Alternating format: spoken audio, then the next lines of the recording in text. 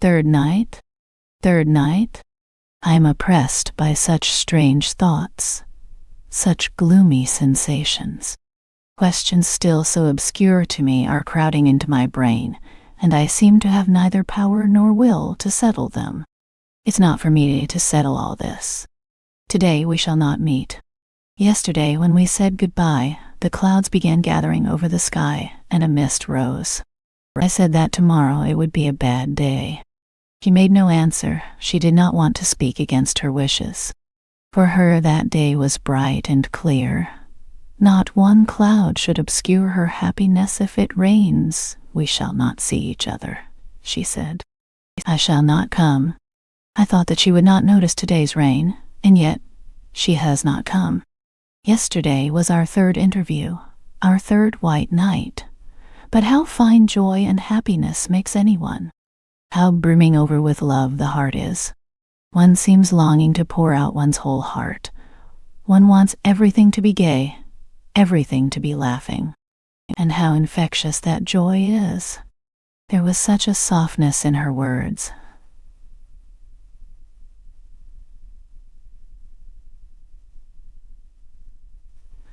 Such a kindly feeling in her heart towards me yesterday.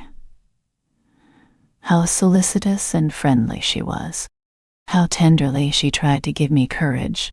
Oh, the coquetry of happiness. Why, I took it all for the genuine thing. I thought that she... But, my God, how could I have thought it? How could I have been so blind when everything had been taken by another already? When nothing was mine, when in fact her very tenderness to me, her anxiety, her love, yes, love for me, was nothing else but joy at the thought of seeing another man so soon, desire to include me, too, in her happiness. When he did not come, when we waited in vain, she frowned, she grew timid and discouraged. Her movements, her words, were no longer so light, so playful, so gay. And strange to say, she redoubled her attentiveness to me, as though instinctively desiring to lavish on me what she desired for herself so anxiously, if her wishes were not accomplished. My Nastenka was so downcast, so dismayed, that I think she realized at last that I loved her, and was sorry for my poor love. Though when we are unhappy, we feel the unhappiness of others more. Feeling is not destroyed but concentrated. I went to meet her with a full heart and was all impatience. I had no presentiment that I should feel as I do now, that it would not all end happily. She was beaming with pleasure. She was expecting an answer. The answer was himself. He was to come, to run at her call. She arrived a whole hour before I did. At first she giggled at everything, laughed at every word I said. I began talking, but relapsed into silencedo. You know why I am so glad, she said. So glad to look at you. Why I like you so much today. Well, I asked, and my heart began throbbing like you, because you have not fallen in love with me. You know that some men in your place would have been pestering and worrying me, would have been sighing and miserable, while you are so nice. Then she wrung my hand so hard that I almost cried out. She laughed. Goodness, what a friend you are. She began gravely. A minute later, God sent you to me. What would have happened to me if you had not been with me now? How disinterested you are. How truly you care for me. When I am married, we will be great friends, more than brother and sister. I shall care almost as I do for him. I felt horribly sad at that moment, yet something like laughter was stirring in my soul. You are very much upset, I said. You think he won't come, oh dear, she answered. If I were less happy, I believe I should cry at your lack of faith, at your reproaches. You are frightened. However, you have made me think and have given me a lot to think about. But I shall think later, and now I will own that you are right.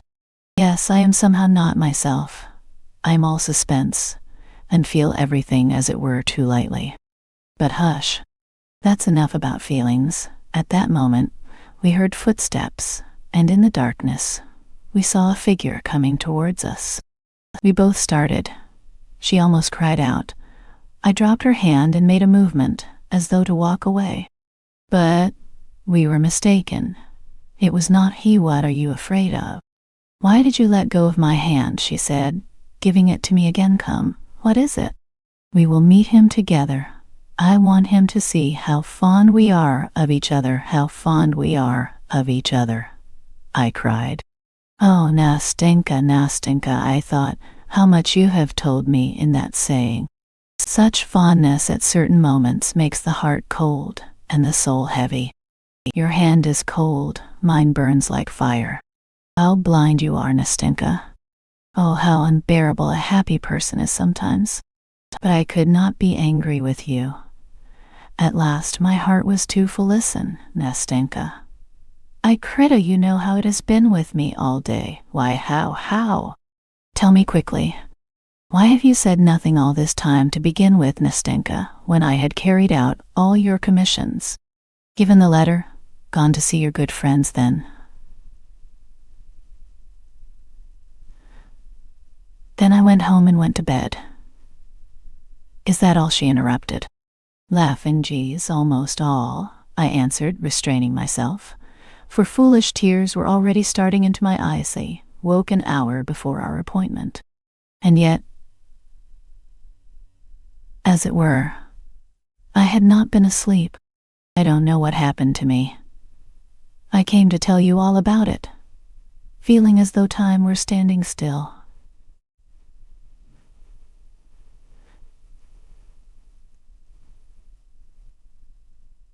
Feeling as though one sensation,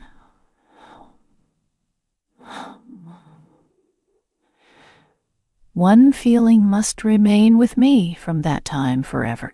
Feeling as though 1 minute must go on for all eternity, and as though all life had come to a standstill for me. When I woke up, it seemed as though some musical motive long familiar, heard somewhere in the past, forgotten and voluptuously sweet, had come back to me now. It seemed to me that it had been clamoring at my heart all my life, and only now. Oh, my goodness, Nastenka interrupted. What does all that mean? I don't understand a word. Ah, Nastenka, I wanted somehow to convey to you that strange impression, I began in a plaintive voice, in which there still lay hid a hope, though a very faint one. Leave off. Hush, she said, and in one instant, the sly puss had guessed. She took my arm, laughed, wanted me to laugh too, and every confused word I uttered evoked from her prolonged ringing laughter. I began to feel angry. She had suddenly begun flirting. You know, she began. I feel a little vexed that you are not in love with me. Suddenly she became extraordinarily talkative, gay, mischievous. There's no understanding human nature. But all the same, Mr. Unapproachable, you cannot blame me for being so simple. I tell you everything. Whatever foolish thought comes into my head, listen. That's 11, I believe, I said as the slow chime of a bell rang out from a distant tower. He suddenly stopped, left off laughing, and began to count these. It's 11, she said at last in a timid, uncertain voice. I regretted at once that I had frightened her, making her count the strokes, and I cursed myself for my spiteful impulse. I felt sorry for her, and did not know how to atone for what I had done. I began comforting her, seeking for reasons for his not coming, advancing various arguments, proofs.